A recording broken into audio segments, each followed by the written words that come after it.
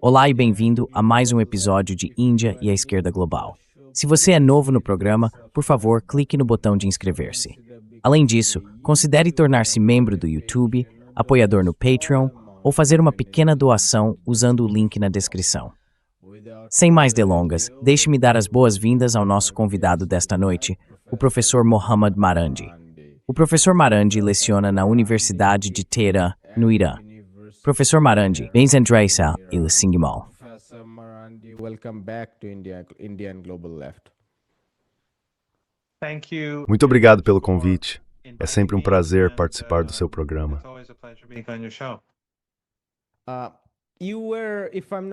Se não me engano, você fez parte da delegação iraniana em Islamabad para a primeira rodada de negociações com os representantes dos Estados Unidos. Poderia nos contar sobre sua experiência como membro dessa delegação e por que as negociações fracassaram?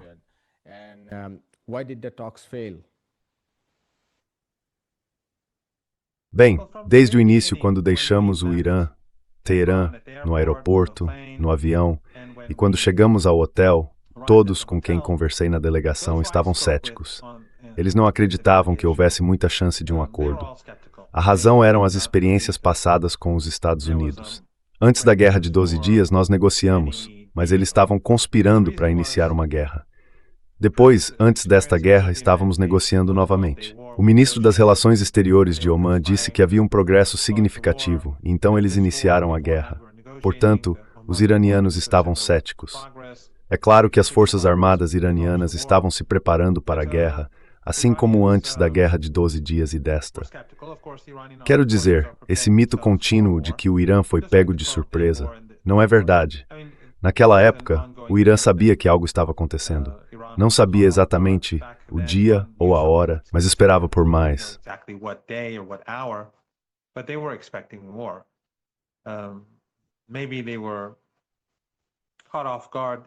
Talvez eles tenham sido pegos de surpresa no primeiro dia, no sentido de que calcularam mal o que seria alvo e quando, mas sabiam que algo iria acontecer. De qualquer forma, desta vez as forças armadas iranianas estão, é claro, trabalhando dia e noite para se preparar para a próxima fase de uma possível guerra, que eu acho altamente provável. Então, quando eles foram até lá e começaram a negociar e as conversas fracassaram, ninguém ficou surpreso. Durante as negociações, na verdade, tudo começou de forma um tanto positiva e continuou sendo mais ou menos positivo ao longo do dia. Mas então, perto do fim das negociações, no primeiro dia, os americanos, de repente, mudaram de posição e adotaram uma postura muito rígida, o que foi surpreendente no sentido de que a mudança foi tão repentina, não porque o Irã tivesse alguma expectativa prévia, como eu disse. Because Iran had any expectations beforehand, as I said. And then, E então, de repente, Vance, no meio da noite, mesmo que as negociações devessem continuar pela manhã, foi embora. Ele divulgou essa história sobre uma arma maravilhosa, o que é falso. Sabemos disso por Joe Kent e sua carta de renúncia, um oficial de contra-inteligência de altíssima patente, na verdade, o mais alto dos Estados Unidos. Ele afirmou que o Irã não estava buscando uma arma nuclear. Então Vance disse, bem, o Irã não aceitou nossas exigências, então estamos indo embora. É claro que os Estados Unidos não venceram a guerra e não podem esperar que o Irã aceite as exigências americanas. O que não conseguiram alcançar na guerra, certamente não conseguirão alcançar na mesa de negociações.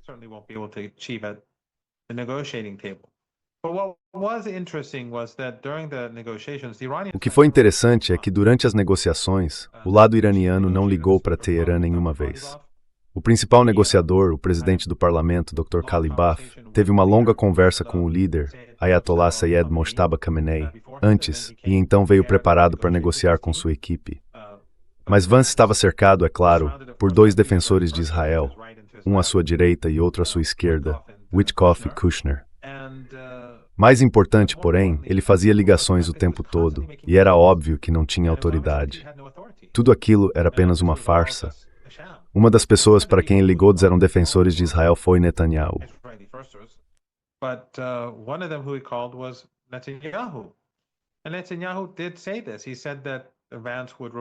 E Netanyahu realmente disse isso. Ele afirmou que Vance se reportaria a ele, o que achei bastante surpreendente, que o primeiro-ministro dessa colônia insignificante dissesse que o vice-presidente dos Estados Unidos se reporta a ele. Mas acho que dizer a verdade de vez em quando é inevitável. De qualquer forma, acredito que foi por isso que as negociações fracassaram, porque o lobby sionista e o regime israelense queriam que elas fracassassem. Também podemos chegar a essa conclusão novamente a partir de Joe Kent, que disse que essa guerra surgiu por causa dos interesses do lobby sionista e do regime israelense. Ele afirmou em várias ocasiões que essa guerra não é do interesse dos Estados Unidos. Então também se pode concluir que essas negociações fracassariam pelos mesmos motivos.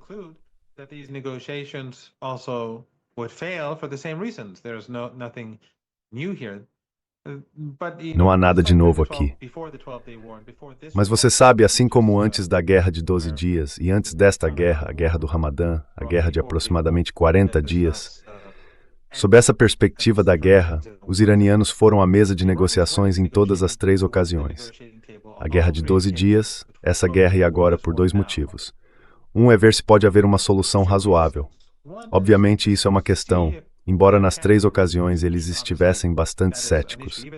Mas você sempre tenta ver se algo é possível. Talvez em algum momento Trump decida que realmente precisa de uma saída, e então você pode oferecer essa oportunidade.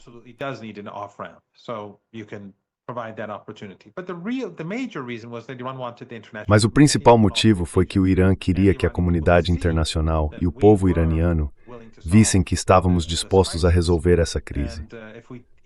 Se não tivéssemos ido, então algumas pessoas, você sabe, da mídia ocidental controlada pela classe Epstein, teriam tentado colocar a culpa no Irã, mesmo que fossem eles os responsáveis por iniciar a agressão, o assassinato e a destruição. Eles teriam dito, bem, se o Irã tivesse negociado, isso poderia ter sido evitado. Então, para impedir que essa narrativa surgisse, nas 3 ocasiões, o Irã participou.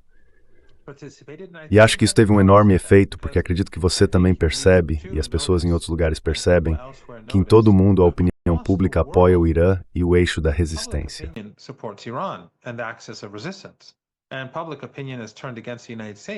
E a opinião pública se voltou contra os Estados Unidos, seus aliados, seus representantes e o regime sionista.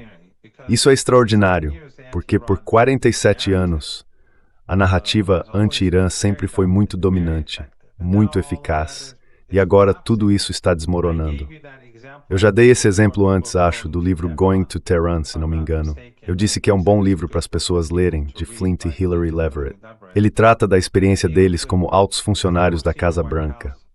Eles eram altos funcionários do Conselho de Segurança Nacional dos Estados Unidos.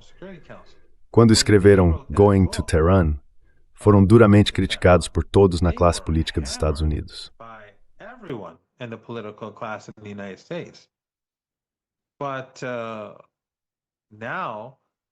Mas agora acho que está ficando claro que eles foram completamente vindicados.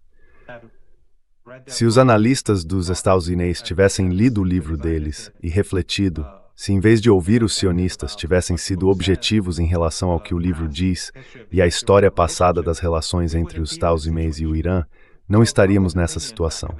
A opinião pública naquela época nos Estados Unidos e em todo o mundo era muito diferente do que é hoje.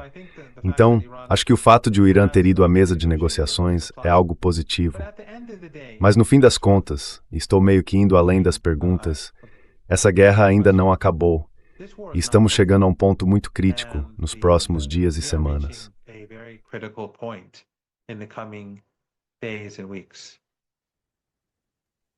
I was really struck by the Fiquei realmente impressionado com o contraste entre as delegações e a maneira como se comportaram.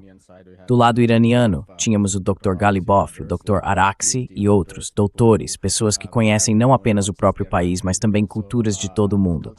E do outro lado, Kushner, Witkoff, herdeiros do setor imobiliário, tipos mafiosos, fraudadores, capitalistas de risco, J.D. Vance e assim por diante. E como você disse, eles não tinham autoridade. Quero dizer, J.D. Vance, em uma entrevista à imprensa, disse a um de seus jornalistas escolhidos a dedo que estamos constantemente fazendo. Porque a pergunta foi, Você falou com o presidente Trump durante a entrevista. Claro, você sabe aquele tipo de pergunta bajuladora. Usual, bootlicking kind of question, but J.D. Vance said that we are constantly. Mas J.D. Vance disse que eles estão constantemente em contato com o presidente Trump, assim como o secretário Pompeo e Pete Hegseth, entre outros. Ele também mencionou Scott Bessent. Claro, ele não mencionou Netanyahu, ou talvez nem mesmo Lindsey Graham e outros sionistas. Mas o ponto que estou tentando destacar aqui é o quão impotentes, ou quão pouco representativos eram os representantes dos Estados Unidos, e o quão ignorantes eles eram. Estou trazendo isso à tona porque a propaganda por anos e décadas tem sido de que os americanos são bem educados e conhecem o mundo, o que não é verdade. E então eles afirmam ser uma democracia representativa. Mas, se você é realmente representativo, então deveria deter o poder, o que claramente não é o caso.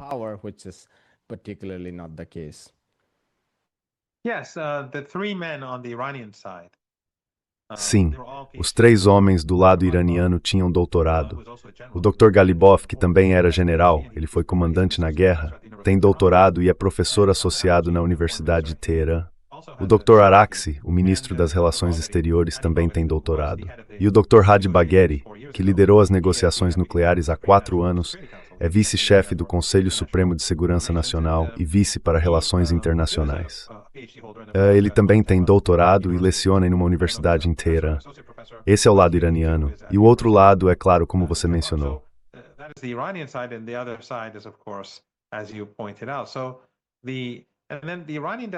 E então a delegação iraniana, quando conversava entre si, tinha seus especialistas na sala ao lado para consultar.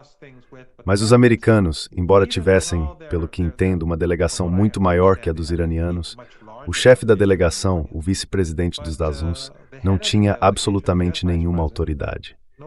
E novamente, quando Netanyahu diz "ele presta contas a mim", seria de se esperar uma indignação generalizada na mídia ocidental por ele sequer usar essa linguagem. Mas isso nem é mencionado na mídia ocidental, porque toda a grande mídia ocidental é controlada pela classe Epstein, controlada pela oligarquia sionista.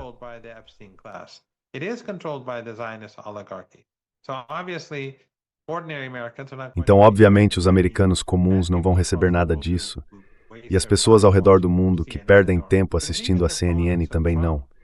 Porque mesmo os opositores de Trump dentro da classe dominante, sejam os donos do The Guardian, do The New York Times ou de outros veículos, quando se trata do império, estão todos no mesmo barco.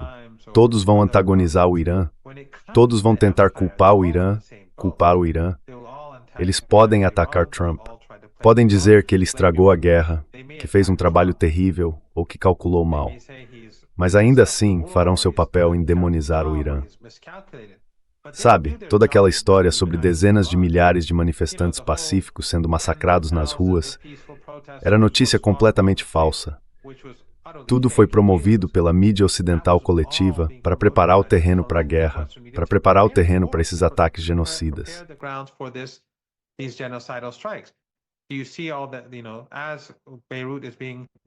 Você está vendo tudo isso?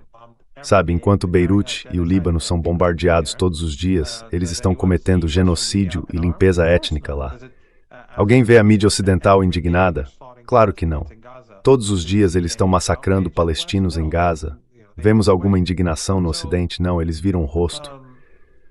Então, quando Netanyahu diz as coisas mais absurdas sobre como o vice-presidente dos Estados Unidos, acho que ele disse que o vice-presidente o informa repetidamente, constantemente. Não se deve esperar que a mídia ocidental aponte isso, porque ele é o chefe.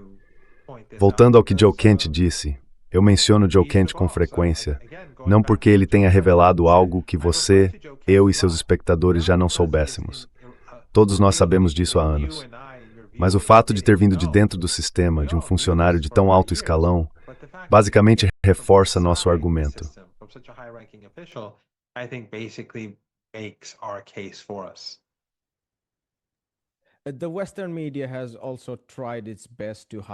A mídia ocidental também fez o possível para esconder os crimes de sua classe em Minab. Eu queria lhe perguntar, já que o senhor também fez parte de delegações antes ou durante o JCPOA, sobre o clima desta vez. Li um relatório dizendo que, no voo que a delegação tomou, havia os nomes das meninas que foram martirizadas ou mortas em Minab. Claro, a mídia ocidental tentou esconder esses crimes e o sentimento em torno deles. Minha pergunta, professor, é: qual foi o sentimento que a delegação levou consigo? Porque há algum tempo existe essa ideia de que as delegações iranianas são gentis demais, que às vezes são boas demais, que não tratam o outro lado como inimigo. Qual foi o clima desta vez e algo mudou? What was the mood this time and did something change? In general, well, you're right. Contrary to Western propaganda, Em geral, bem, você está certo. where they are Ao contrário da civilized, propaganda ocidental, onde eles são civilizados e nós somos incivilizados, nossos diplomatas e nossas delegações são, como o nosso próprio povo, muito mais civilizados do que eles e muito mais educados. Muitos veem isso como um defeito. Agora, isso é discutível, mas é um fato. Você está absolutamente certo. A delegação e o próprio voo foram extraoficialmente ou talvez oficialmente chamados de Minab 168, por causa das crianças massacradas. As 168 crianças do ensino fundamental que foram intencionalmente assassinadas pelos americanos. Elementary school kids who were intentionally murdered by the Americans. There's no doubt in my mind, no doubt in the minds of Não há the dúvida na minha first mente, wave of attacks. e nem na mente dos iranianos, de que essa foi a primeira onda de ataque. Eles tiveram meses, se não anos, para avaliar o alvo, e todos os alvos da primeira onda foram cuidadosamente escolhidos. Nas semanas seguintes, durante uma guerra, se alguém disser, precisamos de um novo alvo, e um oficial se apressar para encontrar algo e cometer um erro, isso é plausível. Mas neste caso, não. Não é. Esta era uma escola conhecida. Está em todos os mapas e também em todos os aplicativos. E claro, muitas das crianças eram filhos de oficiais militares. Acredita-se que essas crianças foram alvo específico para ensinar uma lição às Forças Armadas iranianas. E claro, não foram apenas as 168 crianças que morreram naquela escola. Também foram seus professores, funcionários da escola e muitas outras crianças e pessoas em todo o país. Eles também foram assassinados durante aqueles 40 dias. Mas foi algo simbólico, e acho que também serviu como um lembrete à própria delegação de que eles tinham a responsabilidade de defender essas crianças, de proteger o país e de não permitir que os Estados Unidos ou o regime sionista se beneficiassem de seus crimes. Not allowing the United States to benefit from its crimes or the Zionist regime. One, I think, important point. Um ponto importante, eu acho, foi que a única razão pela qual os Estados Unidos aceitaram um cessar-fogo foi porque concordaram com o plano de 10 pontos do Irã como base de negociação. Embora depois, segundo a porta-voz da Casa Branca, tenham dito que o jogaram no lixo. Isso mostra que os Estados Unidos são completamente pouco confiáveis. Mas quando aceitaram inicialmente, acho que foi um sinal de que reconheceram que haviam perdido a guerra. Foram eles que buscaram o cessar-fogo, assim como durante a Guerra de 12 Dias. Não foi o Irã que o buscou. Então a delegação sabia que tinha vantagem, militarmente e, claro, moralmente. E foi basicamente por isso que os Estados Unidos se retiraram. Como fazem os impérios, eles fizeram exigências, e essas exigências não seriam atendidas.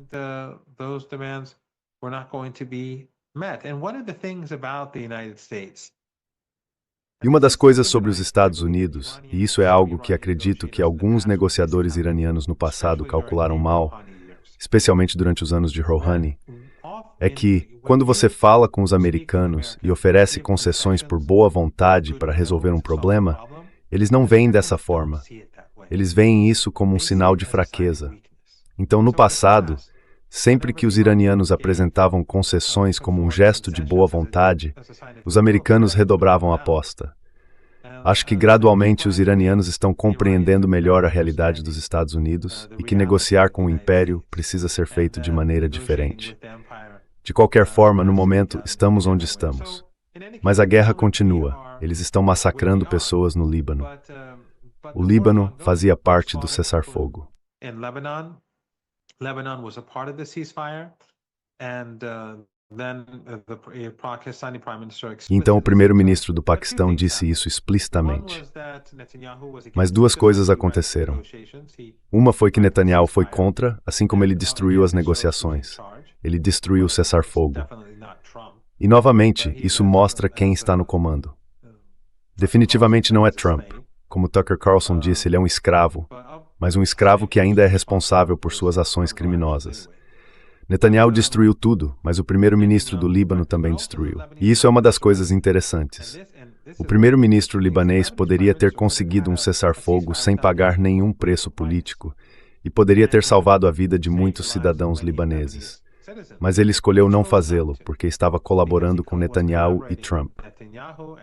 Assim, ele ajudou a minar o cessar-fogo no Líbano, ao dizer que não, que teriam suas próprias negociações diretas com o regime israelense, o que seria inédito, e que queriam a normalização.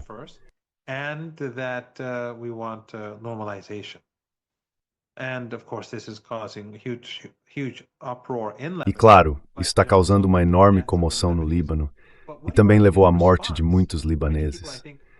Mas o que o Irã fez em resposta? Muitas pessoas, eu acho, estavam dizendo, bem, por que o Irã aceitou o cessar-fogo? O Irã, na verdade, não aceitou o cessar-fogo da forma como ele deveria ser implementado. Como resultado do que estava acontecendo no Líbano, o Irã impediu a normalização parcial do comércio. Então, até que o cerco dos Estados Unidos fosse imposto ontem, o status do Estreito de Hormuz continuou o mesmo de quando a guerra estava em curso. E isso eu acho é fundamental, porque tenho certeza de que você já recebeu economistas no seu programa que sabem muito mais do que eu sobre as implicações da crise energética, da crise dos fertilizantes, da crise do combustível, da crise petroquímica e assim por diante. Isso vai ter consequências muito maiores num futuro próximo. Portanto, o Irã continua exercendo uma enorme pressão sobre Trump. E é basicamente por isso que Trump aceitou o impulso pelo cessar-fogo em primeiro lugar, por causa do Estreito de Hormuz. Ao continuar o genocídio em Gaza, no Líbano, porque agora há um genocídio acontecendo no Líbano, as pessoas precisam acordar. O ímpeto que vimos no ano passado, quando as pessoas estavam nas ruas em todo o mundo, precisa ser rapidamente retomado.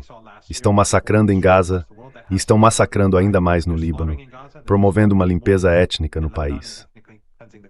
A razão pela qual o transporte marítimo pelo Estreito de Hormuz foi efetivamente interrompido novamente foi Netanyahu.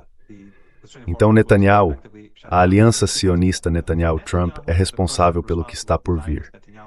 E se isso continuar, especialmente com o cerco dos Estados Unidos ao Estreito de Hormuz, isso vai levar ao colapso da economia mundial. Acho que estamos caminhando para uma recessão muito dolorosa que rapidamente levará a uma depressão.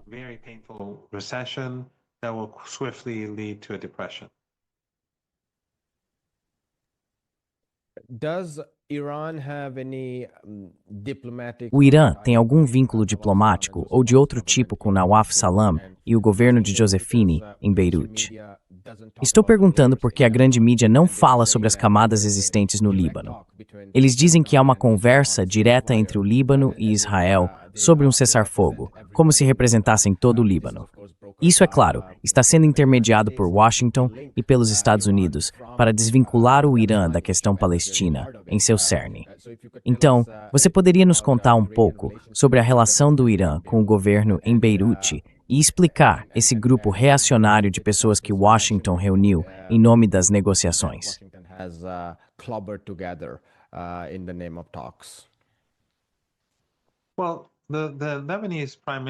Bem, o primeiro-ministro e o presidente do Líbano não foram eleitos com base no apoio popular.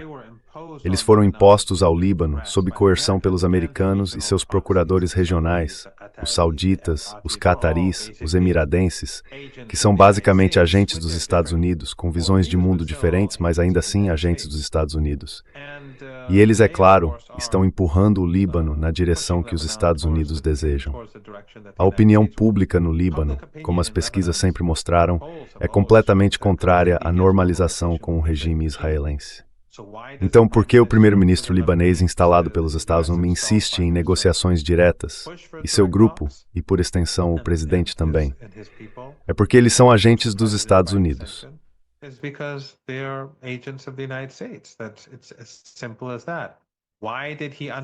É simples assim. Porque ele minou o cessar-fogo. Porque queria que a resistência e seus apoiadores em todo o Líbano fossem esmagados.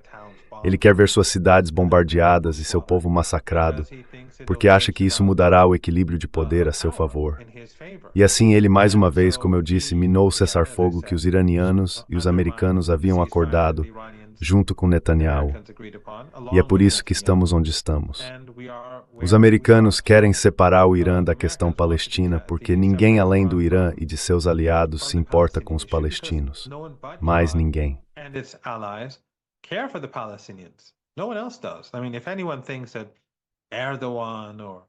Quero dizer, se alguém acha que Erdogan, ou você sabe, aqueles que controlam a Al Jazeera são apoiadores sinceros da Palestina, está apenas se enganando. Ninguém apoia o povo palestino, além das pessoas comuns em toda a região e em todo o mundo. De forma esmagadora, seja na Turquia, no Egito ou na Jordânia, os corações das pessoas estão com a Palestina em todo o mundo. Mas nenhum governo vai fazer nada a respeito, como sabemos. Todos continuam com os negócios de sempre. A Turquia, transportando combustível barato de Baku, o Egito importando gás, e a Jordânia facilitando o comércio para o regime israelense. Poderíamos continuar. Os americanos estão fazendo o possível para destruir a ligação entre o Irã e o Líbano e entre o Irã e a Palestina. Não tenho dúvida de que no fim eles fracassarão. E o Líbano, embora a situação seja muito dolorosa agora, e vá se tornar ainda mais dolorosa nos próximos dias, porque os israelenses estão massacrando pessoas, está sofrendo o mesmo que Gaza sofreu. E, novamente, a mídia ocidental está deliberadamente desviando o olhar. Eles não têm desculpa porque fingiram que não podiam verificar nada em Gaza, dizendo, não temos presença lá. Mas eles têm presença no Líbano. Seus jornalistas têm assistentes, motoristas, produtores e tudo mais. Mesmo assim, seus relatos basicamente justificam o genocídio. But their reports basically justify genocide. They're trying their best to justify genocide. Eles estão se esforçando ao máximo para justificar o genocídio, dizendo que esses são alvos do Hezbollah ou redutos do Hezbollah, o que é mentira. E eles sabem que é mentira. Conversei com alguns deles e eles dizem, bem, não, nós não colocamos esses termos em nossos relatórios, nossos editores é que fizeram isso. Isso não muda nada. O nome deles está lá e eles são cúmplices do genocídio. São como os criminosos do regime nazista. Não tem desculpa, nem eles, nem seus editores. Mas pessoas em todo o mundo estão vendo o que está sendo feito ao Líbano e espero que as pessoas expressem sua indignação. Porque no ano passado, a única razão pela qual Trump foi forçado a caminhar em direção àquela falsa trégua em Gaza foi o enorme movimento que crescia nas ruas da Europa e do resto do mundo.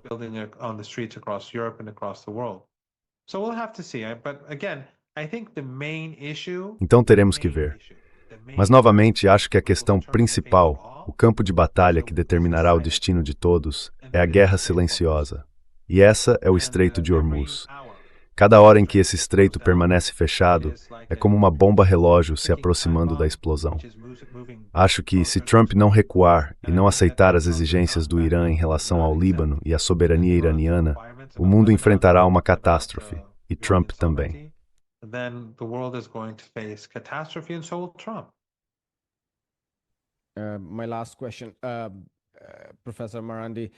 Minha última pergunta, professor Marandi.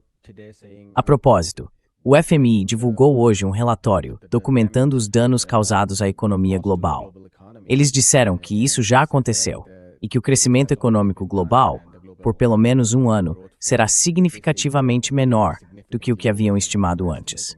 Devo acrescentar também que o impacto sobre o sul global será particularmente prejudicial, mas temos discutido isso em outras conversas com economistas. Queria perguntar, por fim, uma questão que provavelmente o senhor não poderá responder, que é, o que se passa na mente de Trump? Ou, para ser mais preciso, poderia haver uma segunda rodada de negociações, já que estamos vendo essa ideia ser ventilada na mídia.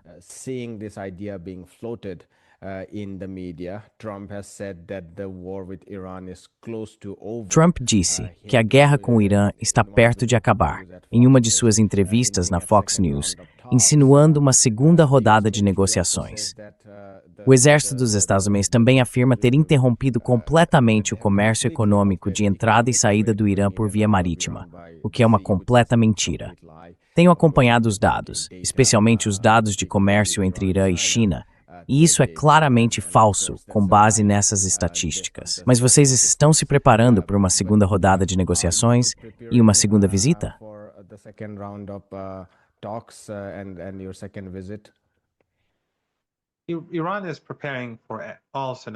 O Irã está se preparando para todos os cenários. Trump quer negociações. É por isso que ele continua falando sobre elas. Lembre-se, ele dizia que o Irã estava implorando por um cessar-fogo havia 40 dias. Ele começou exigindo rendição incondicional, depois passou gradualmente para um plano de 15 pontos e, por fim, aceitou o quadro iraniano, o plano de 10 pontos para negociações, o que mostrou quem realmente estava vencendo e quem estava perdendo a guerra. E ele diz que a guerra está quase acabando. Ele vem dizendo isso desde o início da guerra, que está quase acabando. Então nada do que Trump diz realmente tem qualquer significado. Eu parei de ouvi-lo.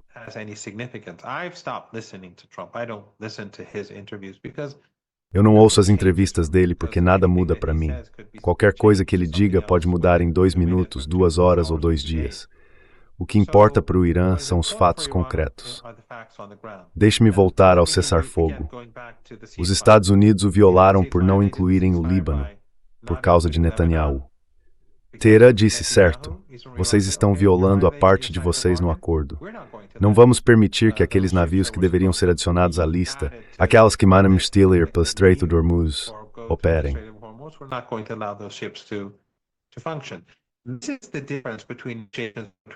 Essa é a diferença entre as negociações entre o Irã e os Estados Unidos. O Irã fez concessões significativas. Os iranianos cumpriram imediatamente a parte deles no acordo, e os americanos não.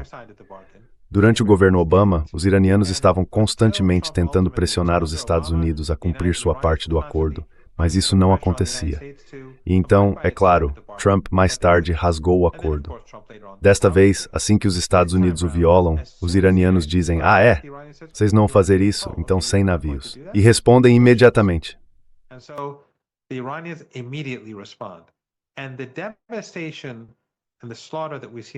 E a devastação e o massacre que vemos no Líbano, que é doloroso de assistir, e a indiferença dos jornalistas e políticos ocidentais são absolutamente repugnantes, é claro. Mas o que o Irã está fazendo aos Estados Unidos, a Trump e seus aliados através do Estreito de Hormuz, é muito mais devastador. Isso simplesmente não é algo que veremos no relatório do FMI, que eu ainda não vi. Imagino que ele tente minimizar o que está acontecendo, porque, é claro, o FMI é controlado pelos Estados Unidos. Ele não vai dizer que isso é catastrófico, mas se continuar a continuar, será horrível. E a situação econômica, como você e eu sabemos, já estava muito ruim antes da guerra.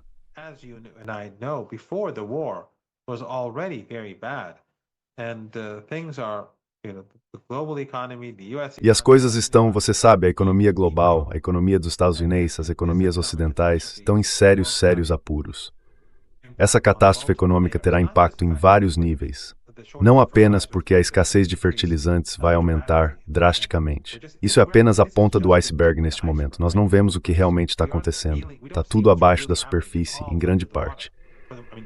Então, fertilizantes, petroquímicos, petróleo, combustível refinado, GNL, tudo isso de um lado, mas há outras implicações também. Essas ditaduras familiares árabes, toda a riqueza extra que costumavam obter com petróleo e gás, elas investiam em ações e títulos dos Estados Unidos. Isso acabou.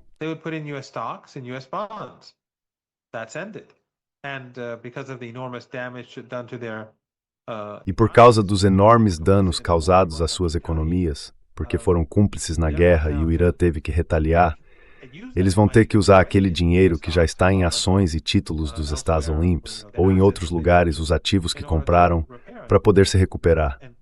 E nunca mais vai voltar ao normal, porque a região não vai voltar ao normal.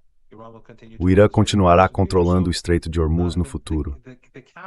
Então as vacas que o Ocidente ordenha, as vacas no Catar, a vaca nos Emirados, a vaca no Kuwait, a vaca na Arábia Saudita, a vaca no Bahrein estão ficando sem leite. O dano causado às economias ocidentais, à economia dos Estados Unidos, à economia mundial, é de múltiplas camadas e o mundo sabe a quem culpar.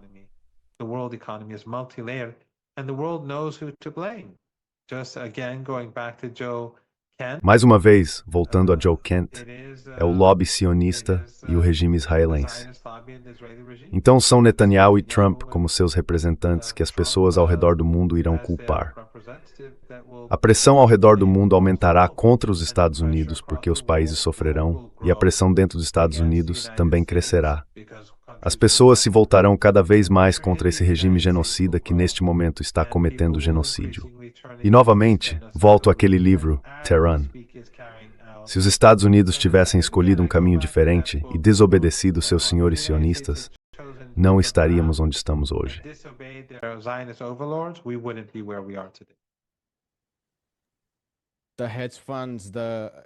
Os fundos de hedge, as companhias de seguros e os bancos de investimento foram responsabilizados durante a crise de 2008. O equivalente a esses criminosos seria o lobby sionista. Vamos encerrar por aqui.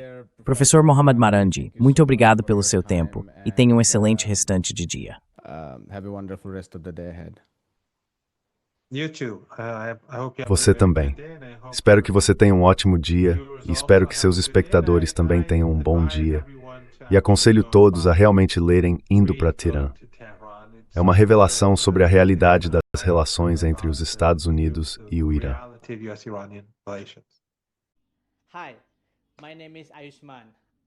Oi, meu nome é Ayushman. Eu, junto com Mudyar Jyothishman, criamos esta plataforma. Nos últimos 2 anos, temos tentado produzir conteúdo para as forças de esquerda e progressistas. Até agora, entrevistamos economistas, historiadores, comentaristas políticos e ativistas. Se você gostou do nosso conteúdo e quer que construamos um arquivo para a esquerda, tenho 2 pedidos para você. Por favor, considere fazer uma doação para a causa. O link está na descrição abaixo. E, se não puder, não se sinta mal. Você sempre pode curtir e compartilhar nossos vídeos com seus camaradas. Por fim, não se esqueça de clicar no botão de inscrever-se. Finally, don't forget to hit the subscribe button.